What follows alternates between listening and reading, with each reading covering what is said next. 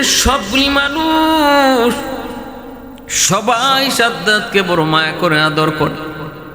অল্প দিনের ভিতরে অনেকের নজরে পড়ল এই বাচ্চা 10টা বাচ্চার মতো নয়, তার মধ্যে আলাদা কিছু গুণ, আলাদা কিছু বৈশিষ্ট্য। সে অনেক সাহসী, সে অনেক দুর্দান্ত, সে খুব সুন্দর, সুন্দর কথা, সুন্দর হাসি, সব কিছু মিলে জ্ঞানে বুদ্ধিতে সবার নজর কেড়ে নিল। অল্প দিনের ভিতরেই সবার মুখে মুখে সাদ্দাদের সুনাম, সাদ্দাদের প্রশংসা। ছোট বাচ্চা, ছোট সাদ্দাত ছোট থেকে আস্তে আস্তে বড় হয়, বন্ধুদের সাথে খেলায় মগ্ন। হঠাৎ করে দেখতে পেল বিশাল এক বাঘিনী, সৈন্য বাহিনী ঘোড়ার পিঠে সাওয়ার হয়ে জঙ্গলের ভিতরে ঢুকতেছে। এত বড় বিশাল বাহিনী দেখা সাথী সঙ্গী বন্ধুরা সবাই অবাক, সবাই ভয়ে সবাই অস্থির। কিন্তু বালক সাদ্দাত সে ভয় পায় নাই। এত বড় বিশাল বাহিনী দেখার পরও সাদ্দাত সে তার না যায় নিজের জায়গায় দাঁড়িয়ে রইল। সাথী সঙ্গী বন্ধুরা ভয়ে তারা পালায় চলে গেল, কিন্তু সাদ্দাত, বালক সাদ্দাত সে লড়ে নাই, ভয় পায় নাই, কারণ তার দিলের ভিতরে ভয় কে জিনিস এটা নাই। ওই হঠাৎ করে দেখা যায় একজন সৈন্য আওয়াজ দেয়া কয় পায়ে গেছি, যেটার জন্য আমরা এসে পায়ে গেছি। কয় কি? কয় এই যে দেখো একটা কৌটা, মনে হয় এই কৌটার ভিতরেই ওই সুরমা, যেই সুরমাটা স্বপ্নে দেখেছি, এই সুরমা যদি আমাদের এই মন্ত্রীর চোখে লাগানো হয় তাহলে এই মন্ত্রীর চোখ ভালো হবে। এটা একটা গুপ্তধন, গুপ্ত একটা সম্পদ। এই সুরমাদানি হাতে নিয়ে যখন সুরমা মন্ত্রীর চোখে লাগাবে, সাথে সাথে মন্ত্রী কয় আগে একটু পরীক্ষা করে নে এই সুরমাটা কি আসলেই স্বপ্নে দেখা সুরমাদানি নাকি এটার মধ্যে কোনো বিষ হতে পারে, কেউ আমাদেরকে মারার জন্য রাখতে পারে। আগে টেস্ট করে নে। ও কেমনে টেস্ট করবো? কই যে একটা বালক খাড়াই রয়েছে, ওর কত সাহস দেখো। সবাই চলে গেছে কিন্তু ও যায় না, ওরে ধরে আনো, আইনে ওর চোখে সুরমা লাগাও। যদি এটার মধ্যে বিষ থাকে তাহলে ওর চোখ জলে গলে সব শেষ হয়ে যাক, আমাদের আপত্তি নেই। আর যদি কিছু না হয় তাহলে আমরা এই সুরমাটা নিয়ে যাব। ধরে সাদ্দাতকে নিয়ে আসলো। এ বালক, এত বড় সাহস, সবাই তো চলে গেল কিন্তু তুমি গেলা না। সাদ্দাত কয় ভয় পাওয়ার কি আছে? এটা আপনার কি বাঘ না ভাল্লুক যে আমি আপনাদেরকে ভয় পাবো? আমি ছোট মানুষ, আমি কিছু বুঝি না। আপনারা তো আমার আদরই করবেন, মায়া করবেন, কেন মারবেন? আর আমি কেনই যাব? সৈন্যরা বুঝে গেছে তো জেনতেন বালক না, তার সাহস যেমন কথাও তেমন সুন্দর। কয় ঠিক আছে বালক, দেখি কাছে আসো। কাছে আসতে একজনে এই সুরমাদানি হাতে নিয়ে তার চোখে সুরমা লাগাই দিল চট করে। বালক সাদ্দাদের চোখে যেই মাত্র সুরমাদানি লাগায়, এ তো জানতেন কোন সুরমা নয়। এই সুরমা লাগানো মাত্রই বালক সাদ্দাদের চোখের সামনে গুপ্তধন, মাটির নিচের গুপ্তধন সব চোখের সামনে ভেসে উঠল। এটা এমন এক পাওয়ারফুল সুরমা, এই সুরমাদানি যে চোখে লাগায় সে অদেখা জিনিস সে দেখতে পায়। মানুষ যা দেখে না তাও তার নজরে পড়ে, চোখের মাটির নিচের জিনিসও দেখতে পায়। সাদ্দাত ছোট্ট বালক বুঝে গেল এ তো আমি পেয়ে গেছি। কিন্তু কেমন বুদ্ধি ছিল বালক সাদ্দাদের, যদি এই মুহূর্তে কয় হায় হায় আমি মাটির নিচের স্বর্ণ দেখি, মাটির নিচের রূপা দেখি, মাটির নিচের খনিজ সম্পদ দেখি, তাহলে তো ওরা এই সুরমাদানি আমাকে দিবে না, ওরা তো নিয়ে যাবে। তাহলে এরা তো মনে হয় আমার চোখে লাগায় টেস্ট করেছে, যদি কোনো ক্ষতিকর কিছু হয় তাহলে আমার চোখ যেন নষ্ট হয়, তাদের যেন কিছু না হয়। কিন্তু মূলত এটাই তো সেই সুরমাদানি যেটা খোঁজার জন্য তারা জঙ্গলে এসেছে। আমি এই কথা বলবো না, যদি বলি তাহলে এটা আমার হাতে আর থাকবে না। যেই মাত্র চোখে লাগায় সাদ্দাত ছোট বালক আওয়াজ দিয়া তখন বলতেছে হায় হায় তোমরা আমার চোখে কি লাগাইছো, হায় হায় আমার চোখ যাইতেছে, হায় হায় আমার চোখ গলে গেল, হায় আমি বুঝি অন্ধ হয়ে গেলাম, আমি বাঁচি না, এত যন্ত্রণা, এত ব্যথা। হাউমাউ করে কান্নাকাটি শুরু করে দিল বালক সাদ্দাদ। সাথে সাথে সৈন্যগুলি কয় তাড়াতাড়ি বাঘ। হায় হায়, আমরা এই পোলার চোখ নষ্ট করে ফেলাইছি, তাড়াতাড়ি বাঘ, এটা ওই সুরমাদানি না। সাথে সাথে সবগুলি সৈন্য তারা পালায় চলে গেল। এই দিকে যাওয়ার পর শালক বালক সাদ্দাদ ওই সুরমাদানি নিয়া বাবার কাছে আইসা কয় বাবা যান, পেয়ে গেছি। কয় কি? কয় সুরমাদানি। কয় বাবা ওই হলো ঘটনা, ওরা চাইছিল কি আর হয়েছে কি? বাবা এই সুরমা চোখে লাগাইলে পরে আমি সব দেখতে পাই। এবার গোত্র প্রধান অবাক, সেও তো খুশি, সবাই খুশি। গোত্র প্রধান বাবা ছেলেকে নিয়ে বলতেছে বাবা তাহলে চলো, তোমার চোখে সুরমা লাগায় আমরা হাঁটমু, তুমি শুধু কোথায় কি আছে কইবা, আর বাকিটা আমরা উদ্ধার করবো। অল্প দিনের ভিতরেই এই সাদ্দাদের এই সুরমার উসিলায় অল্প দিনের ভিতরে এই গোত্রের মানুষগুলা তারা সবাই ধনী হয়ে গেল, সম্পদের অভাব নাই, সবার গড়ে গড়ে স্বর্ণ রূপা অলংকার অল্প দিনের ভিতরে প্রাচুর্য দেখা দিল। কিছুদিন পর ওই গোত্র প্রধান সে মারা যায়। কে হবে তাদের সর্দার? তখন এক বাক্যে সবাই, বালক সাদ্দাদার তখন বালক নাই, সে তখন যুবক হয়ে গেছে। গোত্রের সবগুলি মানুষ এক বাক্যে সাদ্দাদকেই তারা আবার সর্দার বানিয়ে দিল। এই দিকে দেখা গেল তাদের ভরপুর সম্পদ, কোনো অভাব নাই, সবার মনে আনন্দ। সাদ্দাদ ক্ষমতা পাওয়ার পর সে তার এই গোত্রকে আরো সুন্দর করে সাজাইল, দুর্ধর্ষ একটা বাহিনী তৈরি করলো, সৈন্যবাহিনী। অস্ত্রের কোনো অভাব নেই, সর্বলাইনি হার লাইনি শক্তিশালী একটা মজবুত সেনাবাহিনী গঠন করলো। এই বাহিনী গঠন করে সাদ্দাদ বাদশার সাথে যুদ্ধ ঘোষণা করলো। এই বাদশার বাহিনী পরাজিত হলো, সাদ্দাদের বাহিনী জয়ী হলো। ফলে সাদ্দাদ ওই দেশের বাদশাহ হলো। এবার শুরু হলো বাদশাহ সাদ্দাদের কাহিনী। এখন থেকে আর বালক আর যুবক সাদ্দাদ নয়, ওই মাঝি ভাই আর জেলেদের গোত্রের সর্দার সাদ্দাদ নয়, এখন থেকে সাদ্দাদ হলো বাদশাহ।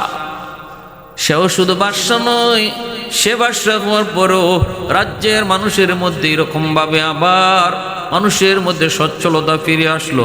কারণ এত সেই সাদ্দাদ, যেই সাদ্দাদ সুরমা চোখে দিয়ে আসে, অদেখা সম্পদ নিয়ে আসে। জনগণ দিন দিন উন্নত হতে লাগলো, মন্ত্রী পরিষদ উন্নত হতে লাগলো, অভাব বলতে কিছু থাকলো না। যা চাইতেছে সাদ্দাদ তাই বানাইতেছে, যা করতে মন চায় তাই করতেছে। স্বর্ণের অভাব নাই, রূপার অভাব নাই, হীরা মণি মুক্তার কোনো অভাব নাই, দাস দাসের অভাব নাই, সর্বলাইনে শুধু সে যা চায় তাই হয়। এইভাবে দিন যায় রাত যায়, এক পর্যায়ে সাদ্দাদ এতটাই অহংকারী হয়, মন্ত্রীদেরকে একদিন ডাইক দিয়া বলতেছে, এ মিয়া শোনো, আমি যা চাইতেছি তাই তো হইতেছে, আমি যা করতেছি তাই তো পারতেছি, এবার একটু কও তো দেখি আমি কি শুধু বাদশা নাকি আমি খোদাও? মন্ত্রীরা তারা পাঁচাটা গোলাম।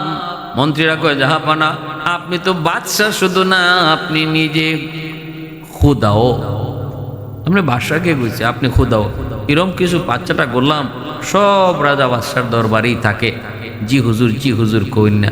বাদশায় খারাপ করুক আর ভালা করুক, বাদশায় মানুষ মারুক আর গুম করুক, বাদশায় খুন করুক আর আসমানে তুলুক, কিছু পাঁচাটা গোলাম যারা বাদশারে, যারা সরকারকে সতর্ক না কইরা শুধু জি হুজুর কইয়া বিপদে ফালায়। এটা আমাদের চোখের সামনে। আর যদি এরকম কিছু মানুষ থাকতো যারা সময়ে আপদে বিপদে তারা ভালোটারে ভালো বুঝাইতো, মন্দরে মন্দ বুঝাইতো, তাহলে পরিণাম আর পরিণতি এরকম হতো না। রাতের আধারে ফালাইয়া যাওন, খাওয়ানোর টাইম নেই, এই সুযোগ আর এরম হইতো না। আমরা দেখেছি অতীতের ইতিহাস, যে সকল বাদশারা মুঘল সম্রাটের আমল দেখেন, আজ ভারতবর্ষ শাসন করেছে মুসলমানরা 700-800 বৎসর। সেখানে আমরা দেখেছি, ইতিহাস দেখেছি, বাদশারা উলামায়ে কেরামকে তারা সম্মান করেছে, উলামায়ে কেরামকে রাজদরবারে রাখছে, তাদের পরামর্শ নিয়ে চলছে। উলামায়ে কেরাম তারা সত্যকে সত্য বলছে, মিথ্যাকে মিথ্যা বলছে। ওলামায়ে কেরাম তারা ভালোকে ভালো কইছে, মন্দকে মন্দ কইছে। ওলামায়ে কেরাম কখনো সরকারকে শাসাইছে, কখনো সরকারের প্রশংসা করেছে। যেটা ভালো, ভালোটার প্রশংসা করেছে, মন্দটা শাসাইছে। যে বাদশাহী, যে সরকারি উলামায়ে কেরামকে প্রাধান্য দিবে, উলামায়ে কেরামের পরামর্শ নিয়ে চলবে, ভালো মন্দ তাদের পরামর্শ নিবে, তাদেরকে আল্লাহ পাক বিপদ আপদ থেকে হেফাজত করবে। কারণ আলেম উলামার ব্রেইনে আল্লাহ কোনো দুনিয়ার জ্ঞান শুধু রাখেন নাই, আসমানি জ্ঞান উলামায়ে কেরামের জেহেনে আল্লাহ রাখছেন। দুনিয়ার এই উকিল ব্যারিস্টার এরা তো দুনিয়ার জ্ঞান লয়া চলে, কিন্তু উলামায়ে কেরামের ব্রেইনে আল্লাহ পাক দুনিয়ার জ্ঞান এবং আখিরাতের জ্ঞান, দুনিয়ার জ্ঞান এবং আসমানি জ্ঞান, এই দুইও জ্ঞান আল্লাহ আলেমদেরকে দিছেন। এজন্য তারা পরিষ্কার দেখতে পায় কোনটা খারাপ আর কোনটা ভালো। যারা আলেমদের পরামর্শ নেয় তারা বিপদ থেকে বাঁচে। আমার ভাইয়েরা বন্ধুরা, বাদশাহ সাদ্দাত মন্ত্রী পরিষদ সভায় বলল, আপনি তো খোদা। এবার নিজের সে খোদা দাবি করবে। তখন পয়গম্বর হুদ আলাইহিস সালামের জমানা শুরু হয়েছে। হুদ আলাইহিস সালাম এই খবর পেয়ে তিনি বাদশার দরবারে হাজির হলেন। হুদ আলাইহিস সালাম তিনিও ছিলেন অনেক বড় একজন বীর বাহাদুর। তিনি যেমন ছিলেন নবী, তেমন ছিলেন অনেক বড় একজন বীর সেনাপতি। হুদ আলাইহিস সালামের শক্তিও ছিল অনেক। হুদ আলাইহিস সালামের সামনে এমন 200-300 পুরুষ সেনা সৈন্য ওনার সামনে একা দাঁড়াইতে পারত না। হুদ আলাইহিস সালাম তার রাজ দরবারের যতগুলি সৈন্য দাঁড়ায় ছিল দোনোদিকে বাদশাহের দরবারে যাওয়ার আগে তিনি একাই সবগুলারে আঘাত কইরা কোনো অনুমতি ছাড়াই বাদশার দরবারে হাজির হলেন। এবার মন্ত্রী পরিষদ সবাই তো অবাক। একজন দরবেশ এভাবে এসে ঢুকে পড়ল, যে সৈন্যগুলা পাশে দাঁড়ায় ছিল সব মাটিতে পড়ে কাতরাইতেছে। ঘটনাকে এত শক্তি করতে কি? সবাই তো নীরব। বাদশাহ মন্ত্রীরা কয়, যাবো না, এত বড় স্পর্ধা একদম দরবেশের, আপনি অনুমতি দেন, আমরা তারে শোয়াই দেই। বাদশাহ কয়, আমি যা দেখি তোমরা তা দেখো না। তোমরা মনে করতেছো সাধারণ একজন দরবেশ, কিন্তু আমি দেখতেছি তার ক্ষমতা, তার কি পরিমাণ, তার গায়ে কি পরিমাণ শক্তি, এটা আমি দেখতেছি। কারণ নবী পয়গম্বর ওলি আল্লাহগণ, আল্লাহর পেয়ারা বান্দাগণ, তাদের সাথে আল্লাহ পাকের অদৃশ্য কুদরতি হাত থাকে। আল্লাহ পাকের অদৃশ্য কুদরতি হাত থাকে। যদিও তাদেরকে দেখতে নরম মনে হয়, কিন্তু তাদের সাথে আছে এক শক্তিশালী হাত। সে হাতটা কার? আল্লাহ পাকের হাত। বাদশাহ কয়, সাবধান, সামনে আগাবি না। কি ব্যাপার একটু বলেন। নবী বলতেছেন, আমি শুনেছি আপনি নাকি নিজের খোদা দাবি করেন। সাবধান, এমনটা করবেন না, সাবধান, এমনটা করবেন না। মানুষ কোনো দিন খোদা হতে পারে না। আমার খোদা, আপনার খোদা, কুল কায়নাত যিনি সৃষ্টি করেছেন তিনি একজন। আল্লাহ পাকের সামনে মোকাবেলায় যাবেন না।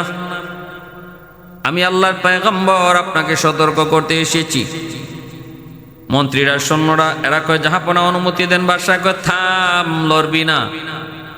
তোরা না চিনলো আমি তারে চিনতেছি, তোরা তার শক্তি না বুঝলো আমি তার শক্তি বুঝতেছি। এবার বাদশাহ কয়, ঠিক আছে, আপনি আল্লাহর পয়গম্বর, ভালো কথা, কিন্তু আমি যদি নিজের খোদা দাবি করি তাহলে অসুবিধা কি?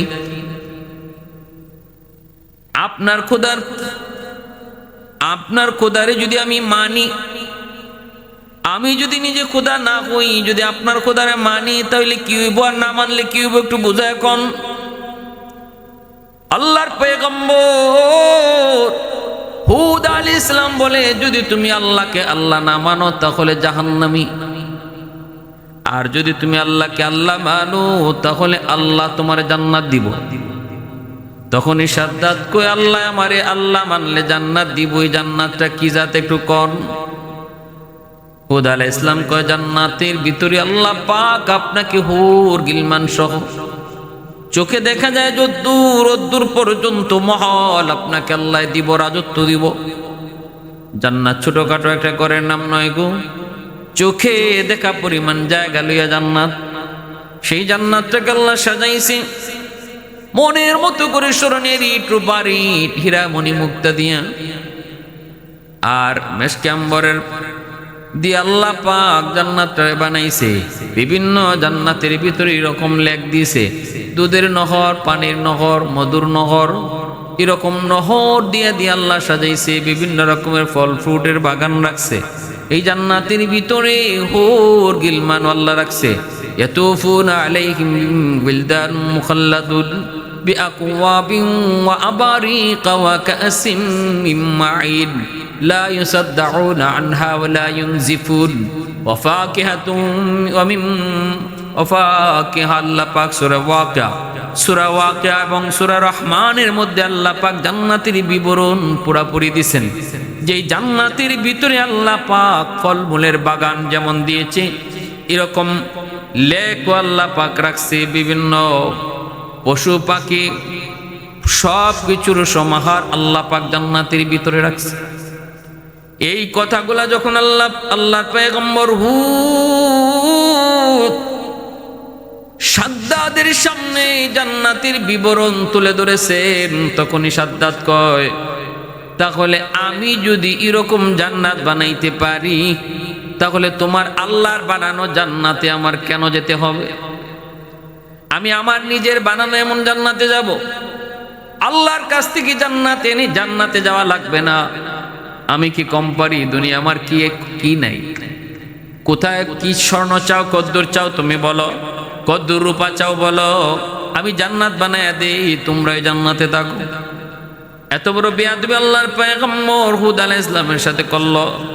হুদ আলাইহিস সালাম তারে সতর্ক করে চলে আসলেন।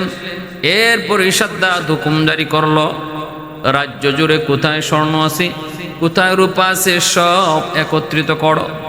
সৈন্যরা ঘরে ঘরে তল্লাশি শুরু করলো আর হুকুম জারি করলো, একটা জায়গা বের করো।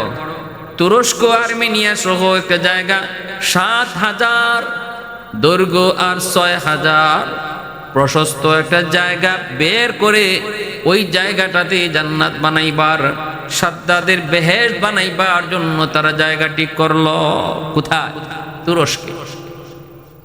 ভাইয়েরা, বন্ধুরা, আর সে বলল, আমি ২০০-৩০০ বছর লাগাইয়া আমি জান্নাত বানাবো। আর ২০০-৩০০ বছর ওই সময়ের জন্য কোনো বয়সই না। ভালো করে জানা রাখতে হবে, এটা নূহ আলাইহিস সালামের আগের জমানার ঘটনা। নূহ আলাইহিস সালামের আগের জমানার মানুষগুলা, তারা গড় হায়াত ছিল ১৫০ বছর, ১৫০০ বছর, ২০০০ বছর, এটা গড় হায়াত। ১৫০০, ২০০০ বয়স পেতে একজনে। এই হিসাবে ২০০ বছর, ২৫০ বছর এই খেলাধুলা করতে যাইত। ওই যে আমরা হাঁটা শিখতে শিখতে এই ২০০ বছর চলে যেত।